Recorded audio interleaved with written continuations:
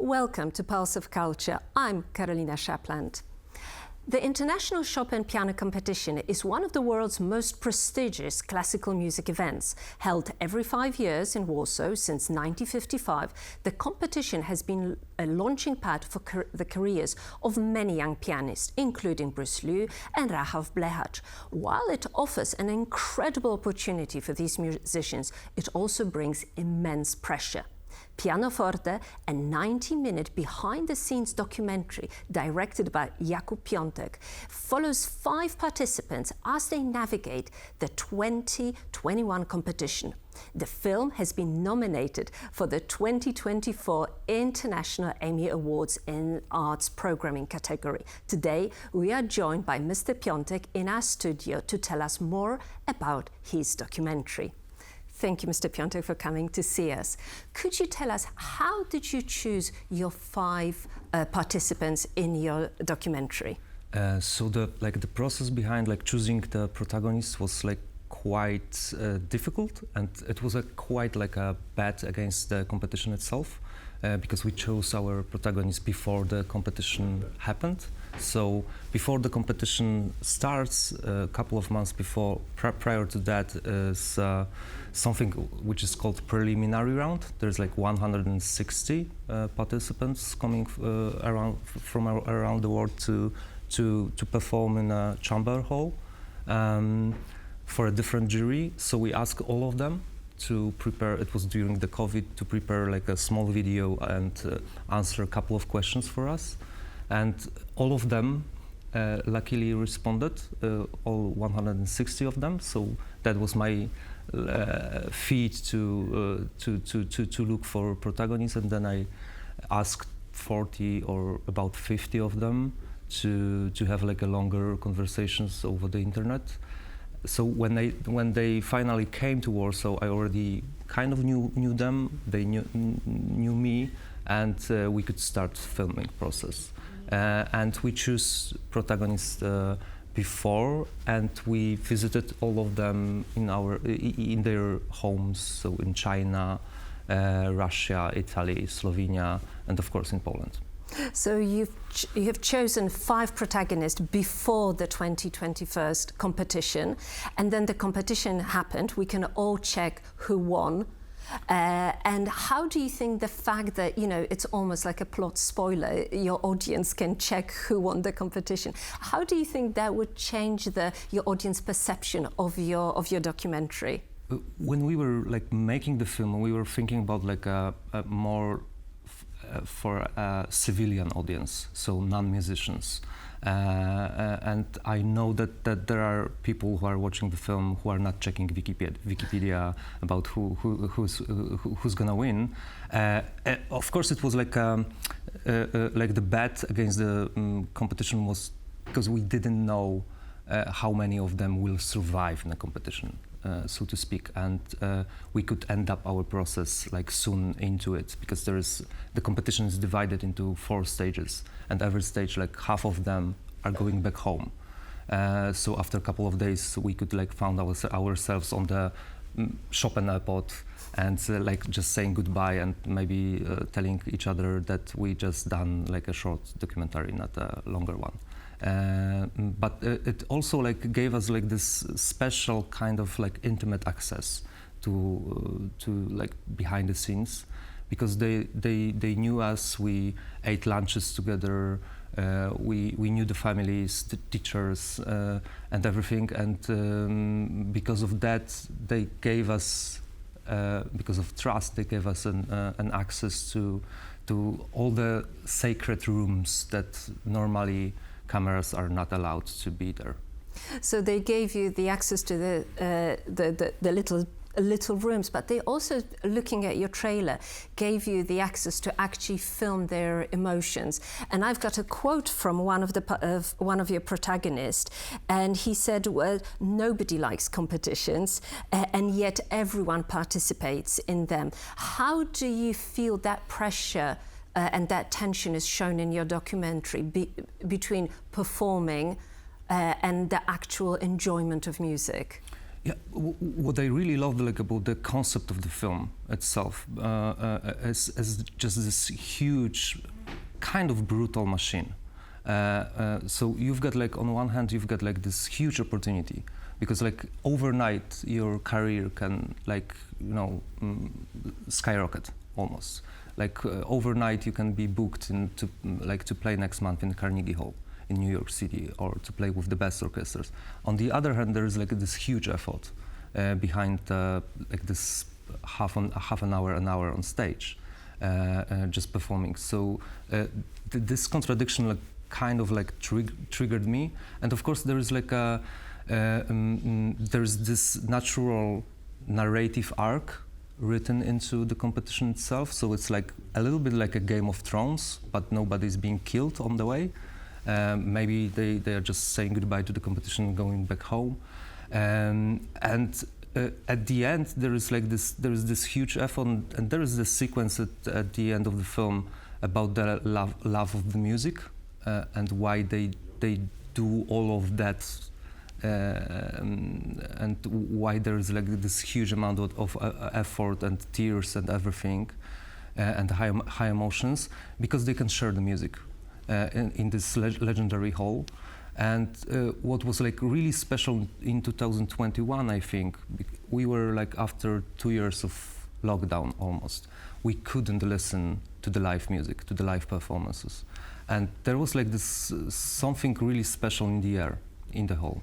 And I think like people really looked forward to meet the artist, and that because like if you take like the alien coming to Earth kind of perspective, it's kind of bizarre that like 500 or 1,000 people are gathering in a hall and just looking at one person who is like taking sounds out of the like black box. But it could be also like the magical moment that they are sharing the music. And like in 2027, there will be like a 100th anniversary of Chopin competition. And what is like also like really special about this one is that we are waiting every 5 years that someone new will come and he or she will reinterpret the Chopin music, and it happens every 5 years. So it's worth waiting. It is worth waiting for, and definitely in Warsaw, Chopin International Competition has a cult following. It's a huge event. Mm-hmm. But do you think that looking at your documentary, it will entice new audience, maybe an audience who will watch your documentary and think it's worth coming to Warsaw in October 2025 to see that magical moment happening? What I really believe is that we've made a like coming of age film, kind of. It's this point of life of our protagonists. They are between 17 and 26 years old. They are like becoming adults. It's a huge test for them. So I think we try to tell the like more universal story about young people. And I'm not a musician myself, so I cannot like imagine what they are going through. I can just witness that. But what I know, because like we premiered in 2023 at Sundance Film Festival in the United States, so I know that there are audiences who are not even aware that Chopin competition is happening, or it's a first meeting with classical music for them.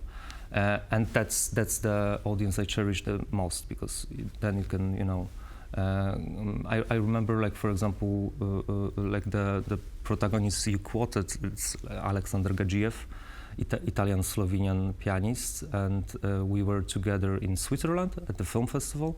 And I remember we were going on a walk, and there was like this old couple who approached us, and they said, we thank you for the film. We watched it yesterday in a cinema.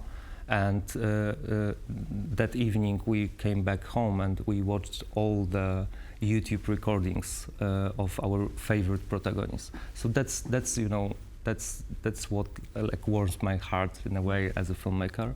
Yeah.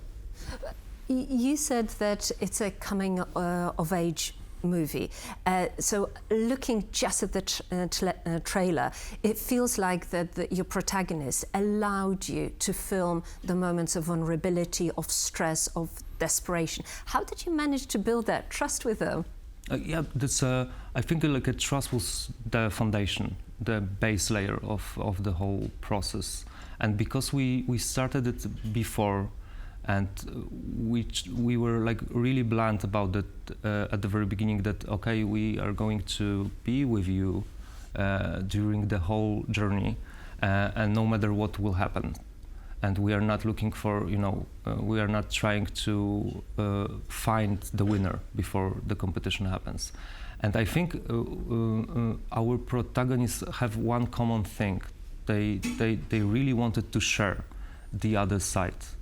Because what we know as the audience, like sitting in a Philharmonic hall, is you've got like this, beautiful dresses and everybody in tuxedos and this beautiful music and really old like interiors, and everything is kind of posh.